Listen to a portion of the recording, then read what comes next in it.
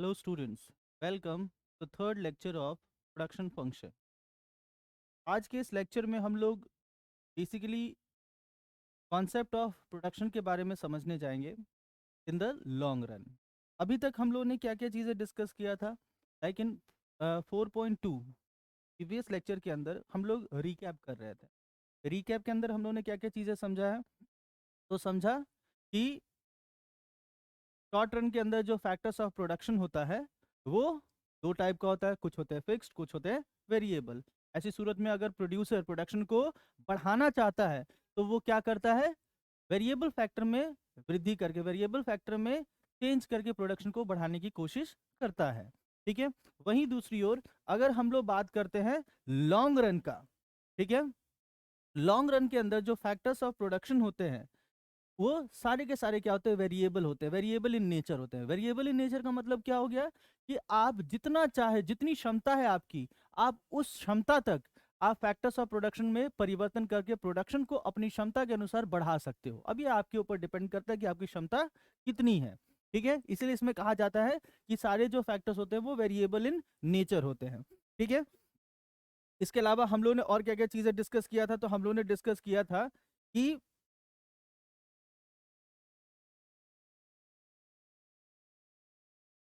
हम लोगों ने डिस्कस किया था अबाउट कि होता क्या है कि जब भी हम लोग बात करते हैं फैक्टर्स ऑफ प्रोडक्शन के बारे में, तो फैक्टर्स ऑफ प्रोडक्शन का मतलब क्या होता है, प्रोडक्शन फंक्शन किसको कहते हैं.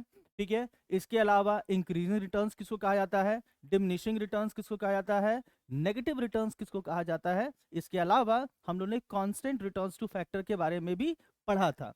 ठीक है.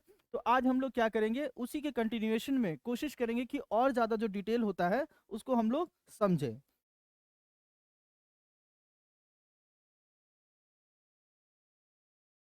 देखिए, जब भी हम लोग बात करते हैं लॉन्ग रन का, लॉन्ग रन का या लॉन्ग पीरियड का, इसमें होता क्या है कि जब याद होगा आप लोगों को कि भाई जब वेरी फैक्टर्स ऑफ प्रोडक्शन में बदलाव करोगे तो क्या होगा, प्रोडक्शन भी बदलेगा. फैक्टर्स ऑफ प्रोडक्शन बेसिकली है क्या, तो ये होता है इनपुट. ठीक है. इनपुट लगाओगे तभी जाके आउटपुट मिलेगा. ठीक है. इनपुट को अगर आप बढ़ाओगे तो आउटपुट भी क्या होगा, बढ़ेगा. इनपुट को अगर आप घटाओगे तो आउटपुट भी क्या होगा, घटेगा. ठीक है. ये जो इनपुट है, ये जो इनपुट है, ये शॉर्ट पीरियड के अंदर हम लोगों ने क्या समझा, ये इनपुट दो टाइप का होता है. इनमें से कुछ इनपुट ऐसे होते हैं जिसको हम लोग बदल ही नहीं सकते हैं. क्यों? क्योंकि हमारे पास उतना समय है ही नहीं, हमारे पास उतनी कैपेसिटी उस समय नहीं है शॉर्ट पीरियड के अंदर. तो हम लोग के पास जो है, हम लोग को उसी के साथ प्रोडक्शन करना होगा. तो वैसे फैक्टर को हम लोग ने क्या समझा, उसको कहते हैं हम लोग फिक्स फैक्टर. और कुछ होता है जिसमें आप बदलाव कर सकते हो, जिसको हम लोग क्या कहते हैं, वेरिएबल फैक्टर कहते हैं. ठीक है. वहीं दूसरी ओर अगर आप बात करते हो लॉन्ग रन का, लॉन्ग रन का बात करते हो, तो इसमें क्या होता है, इनपुट आपका जितना चाहे उतना आप बदल सकते हो. तो मतलब क्या है कि यहाँ पे जब इनपुट को आप बढ़ाओगे तो आउटपुट भी बढ़ेगा. यानी प्रोडक्शन के अलग अलग फेजेस हम लोग को यहाँ पे देखने को मिलेंगे. तो ऐसी सूरत में हमारे पास क्या होता है, तीन स्थितियां उत्पन्न होती है. जैसे शॉर्ट रन के अंदर क्या होता है, हमारे पास तीन स्थितियां उत्पन्न होती थी, increasing returns two factor, diminishing returns two factor and negative returns two factor. तो वैसे ही यहाँ पे भी तीन केसेस उत्पन्न होगा. पहला जो केस आएगा वो कहलाता है आपका इंक्रीजिंग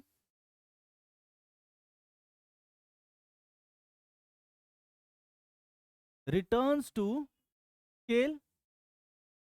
दूसरा जो परिस्थिति उत्पन्न होता है वो कहलाता है आपका कांस्टेंट रिटर्न्स टू स्केल. और तीसरा जो परिस्थिति उत्पन्न होगा उसको कहते हैं हम लोग डिमिनिशिंग रिटर्न्स टू स्केल.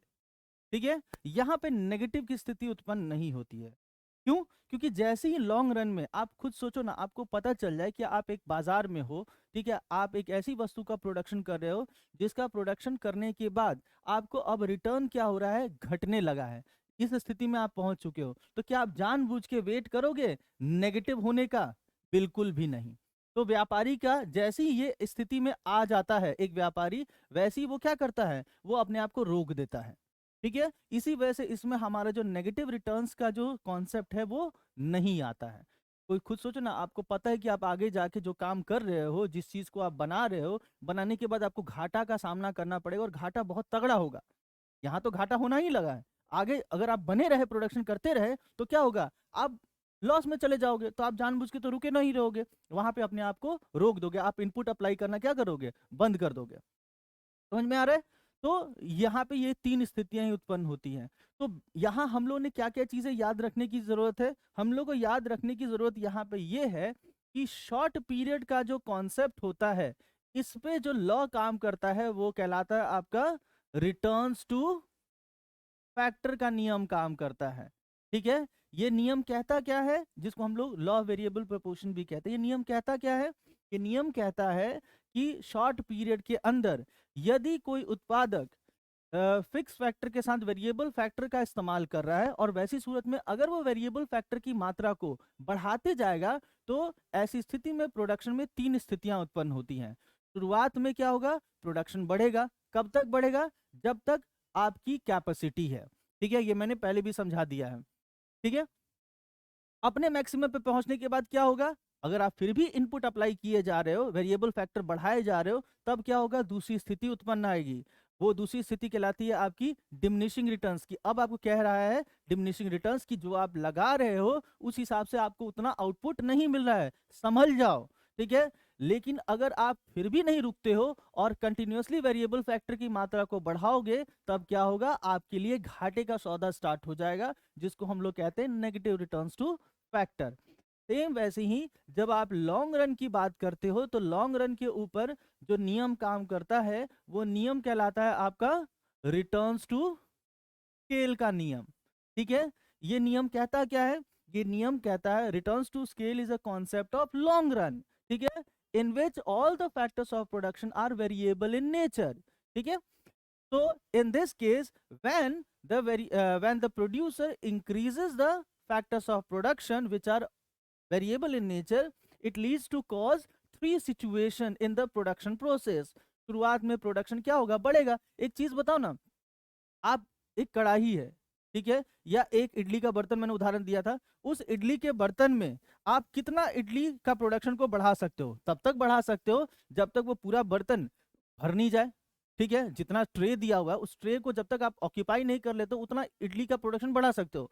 लेकिन जब सारे जो प्लेसेस है, सारे इडली के जो कंपार्टमेंट है, एरिया जो दिया गया जिसमें इडली का आप सामान भरते हो और ढक्कन लगा के उसको पकाने के लिए रख देते हो, अब अगर पूरा का पूरा आपने ऑक्यूपाई कर लिया है, अब जगह बचा ही नहीं, और फिर भी आप क्या कर रहे हो, बढ़ाए जा रहे हो, इनपुट बढ़ाए जा रहे हो, तो होगा क्या, क्या उस स्पीड से आप प्रोडक्शन कर पाओगे, नहीं कर पाओगे। तो वैसी सूरत में क्या होता है, फिर डिमिनिशिंग स्टार्ट हो जाता है, और फिर भी अगर आप बाज नहीं आओगे, तो क्या होगा, आपका नेगेटिव केस आ जाता है। ठीक है, तो ये तो आप लोगों ने शॉर्ट रन में पढ़ा था। अब अगर लॉन्ग रन में बात किया जाए, तो जो भी आप इनपुट यूज कर रहे हो उसका एक क्षमता है या नहीं है, चाहे शॉर्ट रन हो चाहे लॉन्ग रन हो, आप जो भी लेके आए हो उसका एक क्षमता है। उस क्षमता पे पहुंचने के बाद भी अगर आप बढ़ाने की कोशिश करोगे इनपुट को, तो क्या होगा, इंक्रीजिंग होगा पहले, फिर आएगा कांस्टेंट, फिर होगा डिमिनिशिंग। अब आइए हम लोग इसको समझते हैं कि ये काम कैसे करता है। इसको देखिए, सिंपल सा तरीका है। मान लेते हैं हम लोग बात करते हैं इनपुट का यहाँ पे, ठीक है, और यहाँ पे हम लोग बात कर रहे हैं आउटपुट का।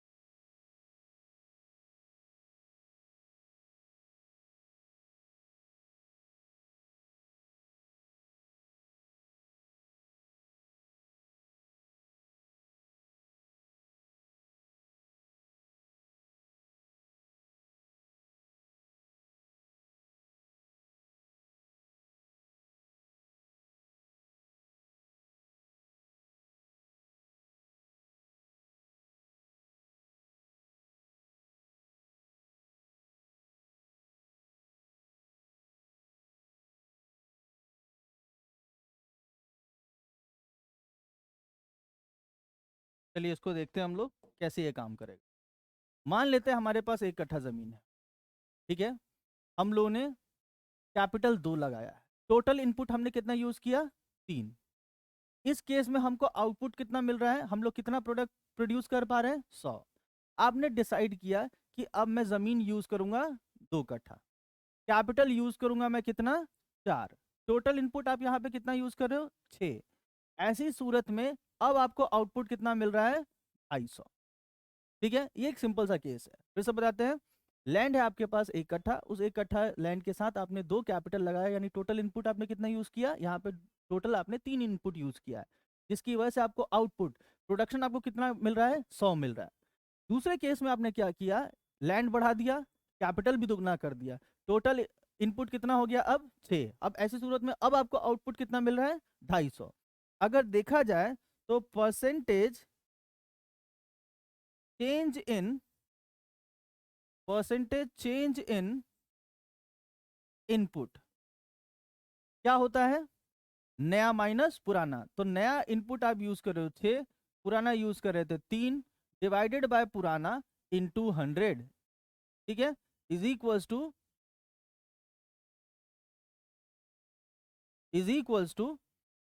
3/3 इंटू 100। इसको सॉल्व किया आपने, इसको सॉल्व किया तो आपको कितना आ गया, 100% आपने इनपुट अप्लाई किया है।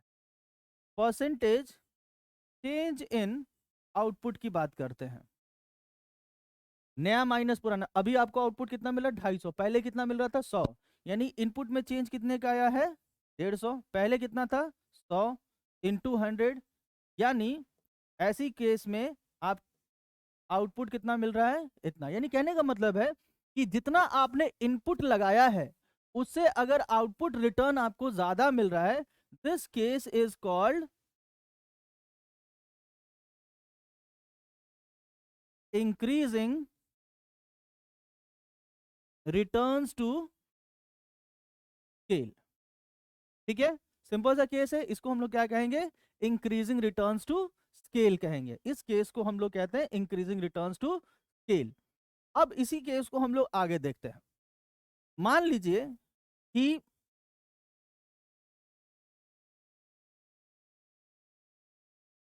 यहीं पे सॉल्व कर देते, अगला ही। अब हमारे पास इनपुट है, इनपुट के तो इनपुट है और फिर आउटपुट है। इनपुट के तौर पे हम लोग यहाँ पे लैंड, लेबर, सॉरी, लैंड और कैपिटल की बात करेंगे, और यहाँ पे हम लोग बात करेंगे टोटल इनपुट यूज की। ठीक है,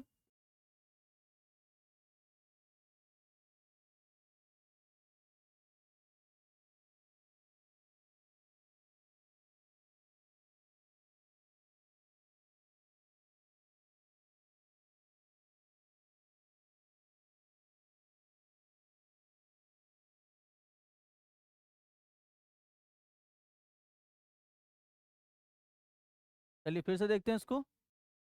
1 कट्ठा जमीन था, 2 कैपिटल आपने लगाया, टोटल आपको इनपुट कितना आपने अप्लाई किया है, 3। यहाँ पे आउटपुट कितना मिल रहा था, 100। यू डिसाइडेड कि चलो लैंड इंक्रीज कर देते हैं, कैपिटल भी इंक्रीज कर देते हैं, टोटल इनपुट कितना हो गया, 6। अब आपको आउटपुट कितना मिल रहा है, 100। ठीक है, अब ऐसी सूरत में अगर देखा जाए तो परसेंटेज चेंज इन इनपुट अगर आप करते हो तो क्या होगा, 6-3/3 इंटू 100, यानी इनपुट कितना हो गया, 100% अप्लाई किया। चेंज इन आउटपुट की अगर बात किया जाए तो 200 माइनस 100/100 इंटू 100, यानी ये कितना हो रहा है। यानी यहां हम लोगों को क्या केस देखने को मिल रहा है, यहाँ हमको केस ये देखने को मिला है कि whatever the amount of input that we have applied, it is giving the same change in the output. यानी इनपुट और आउटपुट में आपको समानांतर अगर चेंज लगा, यानी जितना परसेंट आपने इनपुट अप्लाई किया सिर्फ उतना ही परसेंट आपको आउटपुट भी मिल रहा है, तो इस केस को हम लोग क्या कहते हैं, इसको कहते हैं कांस्टेंट रिटर्न्स टू स्केल कहते हैं। ठीक है, इस केस को हम लोग क्या कहेंगे, कांस्टेंट रिटर्न्स टू स्केल का कॉन्सेप्ट कहते हैं। ठीक है। इसी तरीके से मान लेते हैं हमारे पास थर्ड केस है, ठीक है। Again we will talk about input and then output, ठीक है।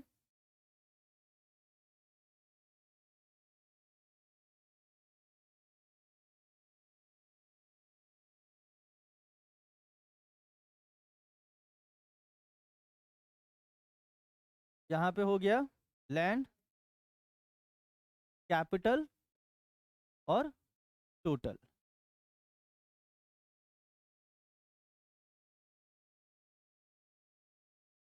Again we are using 1 hectare of land, तो कैपिटल यूज करें, टोटल इनपुट कितना लगा 3, आउटपुट कितना मिल रहा है 100। Decided to increase the amount of land, दुगना कर दिए, कैपिटल भी दुगना कर दिया, टोटल इनपुट अब हमारा क्या हो गया 6 लग रहा है। ऐसी सूरत में हमको आउटपुट कितना मिल रहा है 180, यानी परसेंटेज चेंज इन इनपुट अगर आप बात करते हो तो क्या हो जाएगा 6 minus 3/3 into 100 is equals to 100%। Same वैसे ही परसेंटेज चेंज इन आउटपुट की अगर बात करोगे तो ऐसी सूरत में क्या हो जाएगा 180 माइनस 100/100 इंटू 100 यानी 80%। यानी अब आपको क्लियरली दिख रहा है लॉन्ग रन के अंदर कि भाई जो हम लगा रहे हैं, ठीक है, उसके तुलना हमको आउटपुट क्या मिल रहा है कम मिल रहा है। तो अब समय क्या है कुछ सोचने का, विचारने का कि जो हम अप्लाई कर रहे हैं टेक्निक वो सही नहीं है। तो इसी वजह से क्या होगा, इसको हम लोग क्या कहते हैं, इसको कहते हैं डिमिनिशिंग रिटर्न्स टू स्केल, ठीक है। और जैसे ही एक प्रोड्यूसर ऐसी परिस्थिति में लॉन्ग रन में पहुंच गया तो वो क्या करता है अब अपने प्रोडक्शन की प्रक्रिया में चेंज लाने लगता है। इसलिए वो जानबूझ के डिमिनिशिंग के बाद नेगेटिव तक आने का वेट नहीं करता है, ठीक है। नेगेटिव भी अगर इसमें देखो मान लेते कोई है भी कि वो नेगेटिव आने तक का भी वेट कर रहा है, तो इसी तरीके से आप जो कॉन्सेप्ट बताया गया उसको आपको समझना है, ठीक है, कंडीशन अप्लाई करना है और सरल तरीके से आपको अपने दिमाग में रख लेना है। देखो एक बहुत सिंपल सा केस है, प्रोडक्शन की जब भी आप बात करते हो ना तो प्रोडक्शन इनपुट पे डिपेंड करता है, ठीक है। बहुत सिंपल सा ये चैप्टर का पूरा एक समरी अगर आप देखोगे तो बहुत सिंपल सा कॉन्सेप्ट है। कॉन्सेप्ट क्या कहता है कि इनपुट के ऊपर आपका आउटपुट डिपेंड करता है। अब इनपुट का नेचर समय समय के हिसाब से अलग अलग होता है। शॉर्ट पीरियड में कुछ फैक्टर्स, कुछ इनपुट जो होते हैं फिक्स होते हैं, कुछ होते हैं वेरिएबल। इसी वजह से उसके ऊपर जो नियम काम करता है वो रिटर्न्स टू फैक्टर का नियम काम करता है। तो ऐसी सूरत में मान लेते हैं कि आपके पास एक बर्तन है, उस बर्तन के इस्तेमाल से आप इडली बनाते हो, 20 इडली एक बार में बनता है, ठीक है। तो मान लेते हैं आप 0 इडली बना रहे हो, तो अभी भी इडली बनाने की जो संख्या है वो क्या हो सकता है बढ़ सकता है। कब तक इडली आप ज्यादा बढ़ा सकते हो 20 तक।